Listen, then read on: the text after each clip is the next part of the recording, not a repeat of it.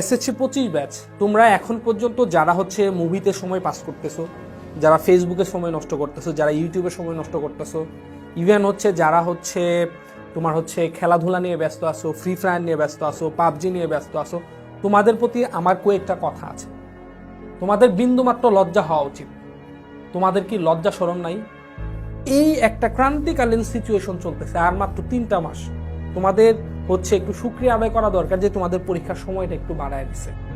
তো এই সময়টা তুমি যদি কাজে না লাগাও, এখন যদি এভাবে তুমি সময়টা নষ্ট করো, তুমি ইনডিরেক্টলি কার ক্ষতি করতেছো সেটা তুমি বলতে পারো?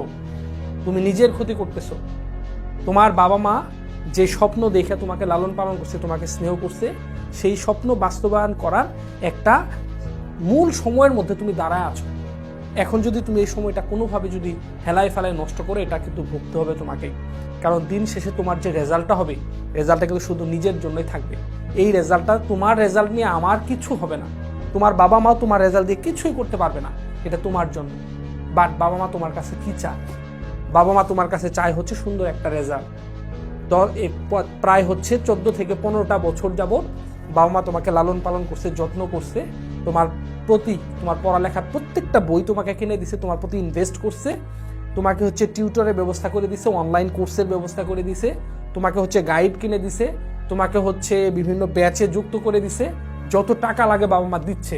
বাবা মা তোমার কাছ থেকে কি চাচ্ছে বিনিময়? বাবা মা কি চাইছে তোমাকে রান্না করে দিতে, তোমাকে হচ্ছে এইটা দিতে, ওইটা দিতে? এগুলা কিছু বলছে যে আজকে আমাকে ইনকাম করে 1000 টাকা ইনকাম করে দে? এগুলা কিন্তু কিছু বলে নাই। তোমার বাবা মা তোমার কাছে চাচ্ছে তুমি ফাইনাল পরীক্ষায় রেজাল্টটা ভালো করো। সর্বোচ্চ কি করবে বাবা মা? তার প্রতিবেশীদের একটু ফোন দিয়ে বলবে, তার ভাই ভাইস্তা যারা আছে সবাই একটু ফোন দিয়ে বলবে যে আমার ছেলে প্লাস পাইছে। এই তো বাবা মা তো তোমার কাছে এটাই চাচ্ছে, বিশেষ কিছু তো চায় নাই। তো তুমি, তোমার কি লজ্জা করতেছে না? আল্লাহ রাসূল সাল্লাল্লাহু আলাইহি ওয়াসাল্লাম হাদিসের মধ্যে কি বলছে যে তোমার জন্য 2টা জান্নাত, একটা হচ্ছে তোমার বাবা, একটা হচ্ছে তোমার মা।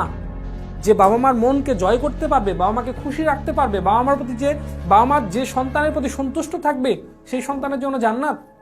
তুমি যদি ইচ্ছাকৃতভাবে পড়াশোনা না করে রেজাল্টটা খারাপ করো, তুমি জান্নাতে যেতে পারবে না তো। কারণ তুমি তোমার বাবা মাকে কষ্ট দিছো। বাবা মাকে কষ্ট দিয়ে কেউ কোনোদিন কখনো সারা জীবনে কিয়ামত পর্যন্ত বা ইন ফিউচার জান্নাতে যেতে পারবে না, এটা সম্ভব না। তোমার এখন যেটা কাজ, আমি তোমাকে কথা দিচ্ছি, তুমি যত দুর্বল স্টুডেন্টই হও, তুমি যদি এই 3টা মাস একেবারে সেলফ স্টাডি, প্রতিদিন হচ্ছে 12 থেকে 14 ঘন্টা তুমি যদি পড়াশোনা করো, তুমি 9-এ কিচ্ছু পড়ো নাই, 10-এ কিচ্ছু পড়ো নাই, বাট এই 3 মাস তুমি প্রতিদিন 12 থেকে যদি 14 ঘন্টা রেগুলার পড়াশোনা করতে পারো, তোমার এ প্লাস নিশ্চিত, এ প্লাস নিশ্চিত, এ প্লাস নিশ্চিত। তোমার ভাগ্যে যদি নাও থাকে তবুও তুমি এ প্লাস পাবা। এখন বলতে পারো স্যার ভাগ্যে না থাকলে কিভাবে প্লাস পাবো? জি, ভাগ্যে না থাকলেও ভাগ্য পরিবর্তিত হয়। আল্লাহ তাআলা কোরআনের মধ্যে একটা আয়াতে বলছে, আমি ততক্ষণ পর্যন্ত মানুষের ভাগ্য পরিবর্তন করি না যতক্ষণ না চেষ্টা করি। তার মানে কি? চেষ্টার মাধ্যমে ভাগ্য পরিবর্তন করা যায়, চেষ্টার মাধ্যমে ভাগ্য পরিবর্তন করা যায়। সো এখনো তোমার কাছে 3টা মাস সময় আছে। 3টা মাস তুমি যদি হার্ড অ্যান্ড সোল ট্রাই করো, এই টিচার, ওই টিচার, এই জায়গায়, এই কোচিং, এত কিছু ঘোরার দরকার নাই, এত জায়গায় যাওয়ার দরকার নাই। জাস্ট যে কোনো একটা কোর্সে ভর্তি হয়ে যাও, বা যে কোনো একটা কোচিংয়ে ভর্তি হয়ে যাও, অফলাইন হোক অনলাইন হোক, যেখানে পারো একটা প্রতিষ্ঠানে থাকো, যে কোনো একটা গাইডলাইন অনুসরণ করো, রেজাল্ট ভালো হয়ে যাবে। বেশি জায়গায় দৌড়াদৌড়ি করলে রেজাল্ট খারাপ করবা। এই হোম টিউটর, এই কোর্স, আবার এই হচ্ছে স্কুলের ক্লাস, এই হচ্ছে স্কুলের কোচিং, এই আবার আলাদা প্রাইভেট, এত কিছু করলে রেজাল্ট খারাপ হবে। তোমার সেলফ স্টাডির দরকার। যে কোনো একটা প্রতিষ্ঠানে অল্প সময় যাবা, আসবা, অথবা যদি এখন যদি অনলাইন কোর্স হয় এটা বেস্ট। তোমার যদি মুভি দেখার যদি না থাকে, বদ অভ্যাস যদি না থাকে, ফেসবুক চালানোর বদ অভ্যাস যদি না থাকে, ইউটিউব চালানোর যদি বদ অভ্যাস না থাকে, তাহলে তো তুমি যে কোনো একটা কোর্সে ভর্তি হয়ে যেতে পারো। আমি বলতেছি না আমার কোর্সে আসতে হবে, আমাদের কোর্সে আসতে হবে, আমি বলতেছি না। তোমার যে কোর্স ভালো লাগে সেই কোর্সে ভর্তি হয়ে ওই কোর্সের নির্দেশনা তুমি ফলো করো। আর বিভিন্ন জায়গায় দৌড়ানোর দরকার নাই। তোমার স্কুলের টিচার যে কোনো আমার বিশেষ ধরো আমাদের কোর্সের কথা বললাম, তোমার স্কুলে কোনো টিচার আমাদের টিচারদের লেভেলে আসতে পারবে না। বা ওই গ্রামের প্রত্যন্ত অঞ্চল, সেই ইসলামপুর, সেই মলমগঞ্জ, শশারিয়াবাড়ি, বা চুয়াডাঙ্গার কোনো একটা গ্রাম, বা বরিশালের কোনো একটা গ্রাম, অথবা রাজশাহীর প্রত্যন্ত অঞ্চলে কোনো একটা গ্রাম, সেখানে কিন্তু অত স্ট্যান্ডার্ড লেভেলের টিচার আছে।